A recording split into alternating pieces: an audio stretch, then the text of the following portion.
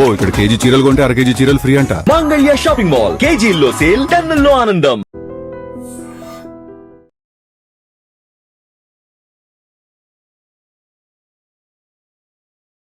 Welcome to IDM channel. This is Pavan. Telecom సంస్థలు అయితే mobile యూజర్స్కి బిగ్ షాక్ ఇవ్వనున్నాయని చెప్పుకోవచ్చు. దాదాపు 10 నుంచి 12% రీఛార్జ్ ధరలు అయితే పెంచబోతున్నారని చెప్పేసి ఇన్ఫర్మేషన్ వచ్చింది.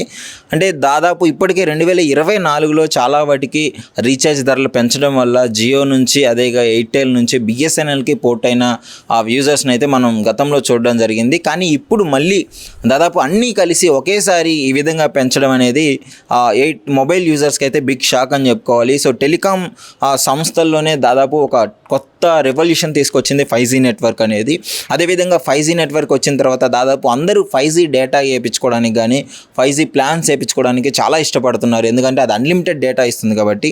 గతంలో 1GB 2GB డేటా ప్లాన్స్ అయితే మనకి ప్రొవైడ్ చేయడం జరిగింది. ఇప్పుడు మాత్రం 5G డేటానికి అందరూ ఇష్టపడుతున్నారు. ఇప్పుడు ఈ తరుణంలో మొబైల్కి దాదాపు ప్రతి ఇంట్లో మొబైల్ ఉంది. ఇప్పుడున్న జనరేషన్లో అయితే ప్రతి ఇంట్లో దాదాపు ఒక 2-3 మొబైల్స్ కూడా మనం చూడడం జరుగుతుంది. అదేవిధంగా ఇప్పుడు ప్లాన్స్ పెంచినట్లయితే ఈ విధంగా దాదాపు సామాన్యుడికి ఎక్కువగా భారం అనే చెప్పుకోవచ్చు.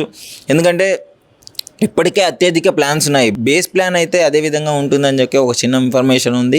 ఇప్పుడు మిడ్ రేంజ్ వాళ్ళకి, హై ఎండ్ ప్లాన్స్ వాళ్ళకైతే ఎక్కువగా ప్లాన్స్ పెంచనున్నారని ఇన్ఫర్మేషన్ ఉంది. అంటే దాదాపు ఇప్పుడు అదేవిధంగా మొబైల్స్ రీఛార్జ్ ప్లాన్ ఏదైతే ఉందో రీఛార్జ్ డేటా ప్లాన్ అయితే తగ్గించడం జరుగుతుంది. లైక్ ఎలా అంటే ఇప్పుడు దాదాపు 400 రూపాయలకి మనకి ఇంతకుముందు ఒకవేళ 2GB ఇస్తే ఇప్పుడు 400 రూపాయలకి ఆ 1GB డేటా ఇచ్చే ప్లాన్ అవుతుంది. అంటే డేటా కోత అయితే ఉంచే అవకాశం ఉందని అయితే చెప్పుకోవచ్చు. మరి ముందు ఈ డేటా ప్లాన్స్ ఎలా అంటే సపరేట్ ఇప్పుడు మనం డేకి ఒక 1 డేకి 2 డేకి రీఛార్జ్ ప్లాన్ ఎలా చేసుకుంటున్నామో అదేవిధంగా మంత్లీ డేటా రీఛార్జ్ ప్లాన్స్ అయితే వచ్చే అవకాశం ఉంది. అది ఎక్కువగా పరిగణలోకి తీసుకొని వచ్చే అవకాశం అయితే ఉందని చెప్పుకోవచ్చు. దాదాపు ఇదే విధంగా చాలా వాటికి బిఎస్ఎన్ఎల్ అయితే అసలు దాదాపు యాక్టివ్ యూజర్స్ అయితే చాలా తక్కువ ఉన్నారు. ముఖ్యంగా జియో, ఎయిర్టెల్, ఐడియాకి కంపేర్ చేసుకుంటే వడాఫోన్, ఐడియా ఇప్పుడు 2 మర్జ్ అయినాయి కదా. సో వీటిని కంపేర్ చేసుకున్నట్టయితే కాంపిటీషన్లో ఈ రెండే ఎక్కువగా ఉన్నట్లు తెలుస్తుంది. ముఖ్యంగా మాట్లాడుకున్నట్లయితే జియో అదేవిధంగా ఎయిర్టెల్ ఈ రెండింటికి ముఖ్యంగా ఎక్కువగా కాంపిటీషన్ ఉంది ఆ మార్కెట్లో అయితే. ఆ తర్వాత వడాఫోన్, ఐడియాకి అయితే ఎక్కువ మంది నెక్స్ట్ థర్డ్ స్థాయిలో వీళ్ళకు ఉన్నట్టు తెలుస్తుంది. బిఎస్ఎన్ఎల్కి మాత్రం చాలా తక్కువ మంది యూజర్స్ ఉన్నారు. ఎందుకంటే రేట్లు రీఛార్జ్ ప్లాన్స్ బిఎస్ఎన్ఎల్కి చాలా తక్కువ. కానీ నెట్వర్క్ ఇష్యూలు ఎక్కువగా బిఎస్ఎన్ఎల్కి రావడము, మొబైల్స్ యూజ్ చేయాలనుకున్నప్పుడు నెట్ సరిగ్గా అందకపోవడము, ఇలాంటి చిన్న ప్రాబ్లమ్స్ అయితే బిఎస్ఎన్ఎల్కి ఉన్నాయి. ముఖ్యంగా అందరూ అసలు రీఛార్జ్ ప్లాన్ చేయించుకునేదే డేటా రీఛార్జ్ కోసం.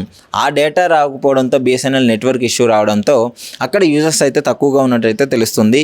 మరి కాంపిటీషన్లోకి బిఎస్ఎన్ఎల్ కూడా రావాలి అంటే ఈ నెట్వర్క్ ఇష్యూని అయితే క్లియర్ చేసుకోవాలి. సో ఇదే విధంగా టెలికాం సంస్థలు అయితే ఈ నిర్ణయాన్ని అయితే తీసుకున్నట్లు తెలుస్తోంది. డేటాకు ఒక సపరేట్ ప్లాన్ ఇచ్చేటట్లు ఈ విధంగా బేస్ ప్లాన్స్ కూడా పెంచే అవకాశం ఉంది. దాదాపు 10 నుంచి 12% అయితే రీఛార్జ్ ధరలు పెంచే అవకాశం ఉందని చెప్తున్నారు. సామాన్యులకైతే ఇది కోలుకోలేని దెబ్బగానే చెప్పుకోవచ్చు. ఎందుకంటే ప్రతి ఒక్కళ్ళు మొబైల్ యూజ్ చేస్తున్నారు.